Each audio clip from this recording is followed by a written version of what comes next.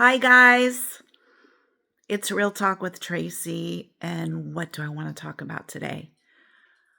I want to talk about getting the right dog for your lifestyle. When you get a dog, there's so much to consider other than the way it looks. And I think too many people are focused just on the way it looks. They have to have a white dog or a brown dog, or they have to have a German Shepherd, or they have to have a Rottweiler, or they have to have a Labradoodle. I have a Labradoodle. He sheds all over the house. I was told that Labradoodles don't shed, and you know what? Some do. It's not true. So I think you need first to make a list. And one thing you're going to do first is you're going to put down, why do I want a dog? All the reasons. Companionship, feeling safer in my house, extra sense of security because the dog barks. All the reasons why you want a dog. And then make a list of all the things you're going to need to buy for this dog. You're going to have to get possibly pet insurance, or you're going to have to be willing to pay the vet bills. You're going to have to get dog beds. You're going to have to get bowls. You're going to have to clean the water and the food bowl every day or every other day with soap and water. You're going to have to get dog food. You're going to need something to pick up the poops. You're going to have to deal with picking up poops, a lot of poop every day. You can't just let it sit there because they'll step in it. So you need to pick it up. And my husband put something together where it goes down it's almost like an additional bathroom that we have outside. It goes through the water system. But normally you're going to have to throw it away, tie it off, put it in the trash. It may be a runny poop. And if it's a runny poop, you're going to have to hose down that area and probably maybe put some Nature's Miracle to get rid of the smell and make sure that the dog doesn't step in it. You're going to have shade for the dog. You're going to have a leash, a collar, toys, hopefully company, so you'll have two dogs, so they'll have each other. You're going to have a very secure backyard, even if the dog's an outside dog. You want to make sure that he doesn't get out. Every Saturday morning, I get up at 7 a.m. I feed my dogs. I let them out. They go potty. I go outside. I pick up the potty. I move stuff around so it's not in the way for the gardeners. And I open my actually triple locked gate, my metal gate for the gardeners. And then when I come in, I close the slider and I put a towel like this, something on the handle of the slider to remind me that my gate's open. And then I usually cuddle with the dogs and go back to sleep. I get up an hour or two later and I go out, and the first thing I do before I let the dogs out is I go and I lock the gate and I make sure they're not going to get loose. Okay. All these things that you may not think about, you have to do when you're getting a dog. How much exercise does this dog need? Do I want a big dog? Do I want a medium-sized dog? Do I want a little dog? Little dogs are going to live usually a lot longer than a big dog. So if you get a Great Dane, it could get bloat. That's where the stomach turns and twists and the dog dies. You need to read up on big-chested dogs. If you're going to get a big dog, what are the problems? Bloat is one of the problems. That means that you don't exercise close to feeding time. And you don't, vice versa. You let their food completely digest before they have any kind of exercise or play. If they've had exercise and play, they have to be completely cooled down before they eat so that they digest well so they don't get bloat. Because if they get bloat, they can die. If you get a big dog, like I've had 3 Bouviers, I have not had one live past 8 years old. But when I had a mutt, kind of a terrier, when I say terrier, I don't mean like a pit bull terrier. I had like a fluffy, scruffy 45-pound terrier. They used to call him the Disney dog because he was white and black and brown and gray and just really fantastic dog. He was a mutt. He lived to be 16. But then he got end-stage kidney disease and cancer, and I had to put him down because he was suffering with horrible seizures, and his quality of life was terrible. So we put him down through a service called Peaceful Pets at Home, and it was a very horribly sad day, but it was also a pain-free death for my dog, and I felt like it was the right time and the right thing to do for him. And then I donated all the medications. So you really need to make a list of what this is really going to cost you. I've heard people online go, "Oh, I want a free dog." Dogs aren't free. I paid $25 at the Palmdale shelter for my little terrier, Haley, and over 10 years, I've spent thousands of dollars, getting her everything she needs. All of her shots, all of her blood work, everything. When we go on vacation, we put them at a really nice place. For 2 dogs, it's $150 a night. We pay more for the dogs to stay in camp than we do for our vacation. And we do that because I need peace of mind. My dogs are very important to me, and I need to know that they're going to be well taken care of. Frankly, I don't trust someone to stay here because I've heard too many horror stories about people leaving the front door open, then they get hit by a car, and I don't want to take that chance. So you're going to have to brush your dog. Your dog is going to need dental cleanings. I bring my dogs to Tags in Santa Clarita. They do dental cleanings much, much cheaper with anesthesia. They do a fantastic job. And it's like $200 or $250 compared to $800 that the vet usually wants here in California. So I do that. There's just a lot. There's a lot to know when you get a dog. I think getting a dog that's like 2, 3, 4 years old, that's already potty trained, maybe a family turned the dog in because they just can't afford to keep the dog.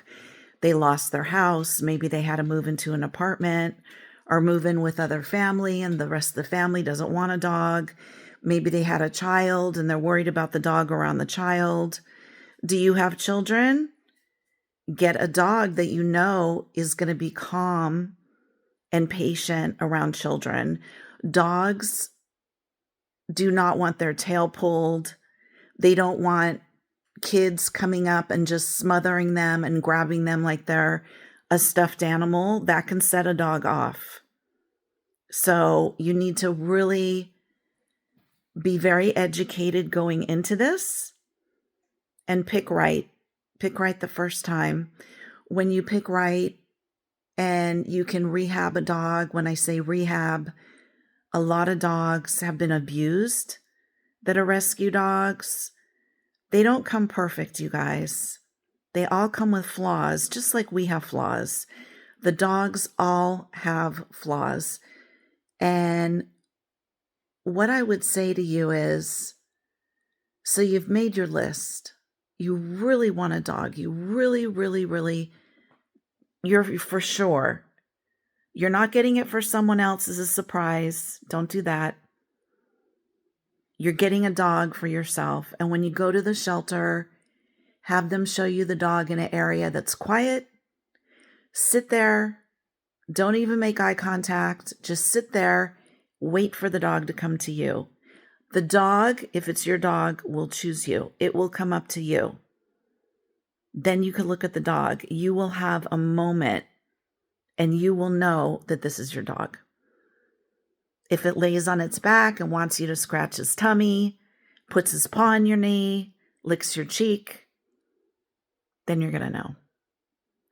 If the dog does not come to you and wants nothing to do with you, don't get it because you think it's a cute dog. Don't do that. It's like blind dating.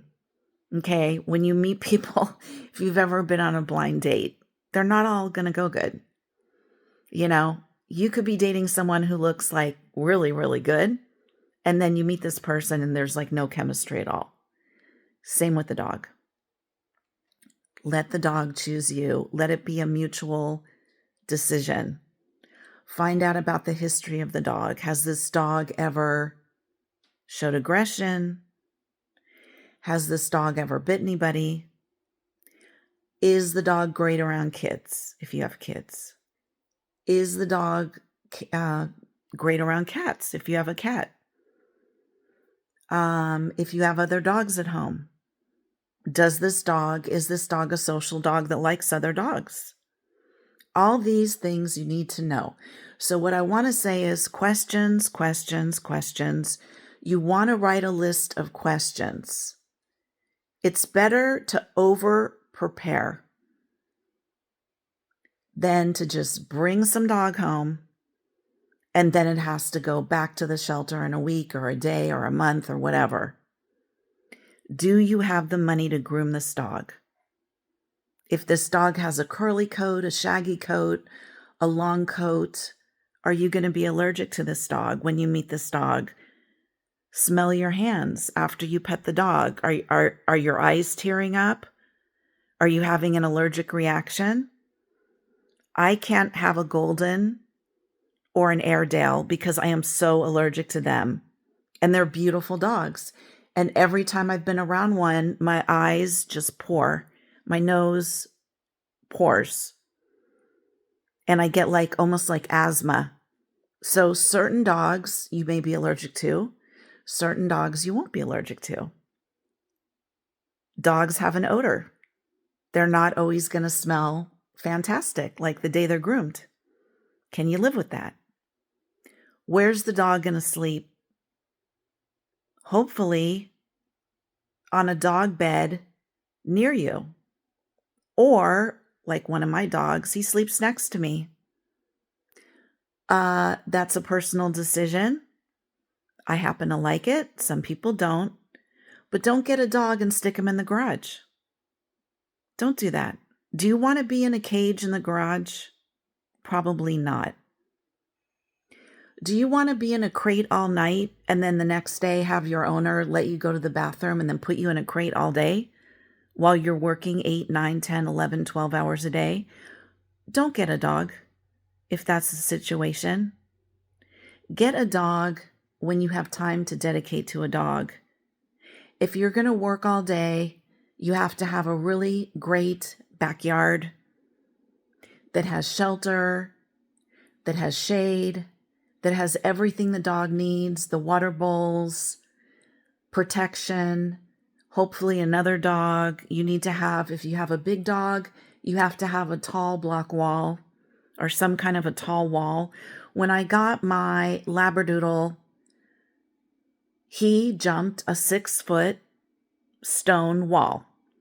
And we actually added on vinyl wall around the front and the sides to keep him from escaping. That was a big cost.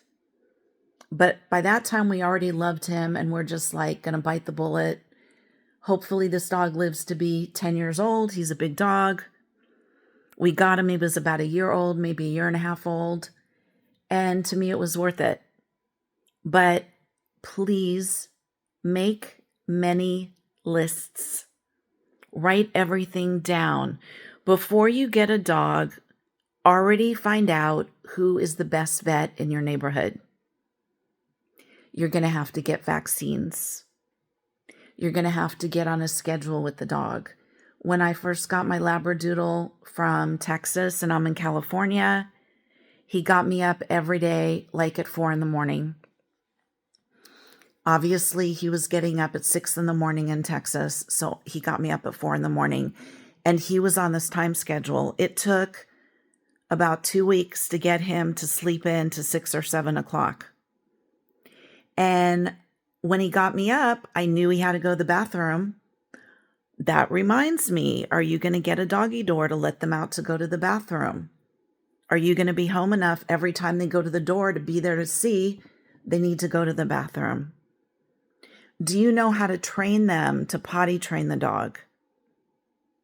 If not, don't get a puppy.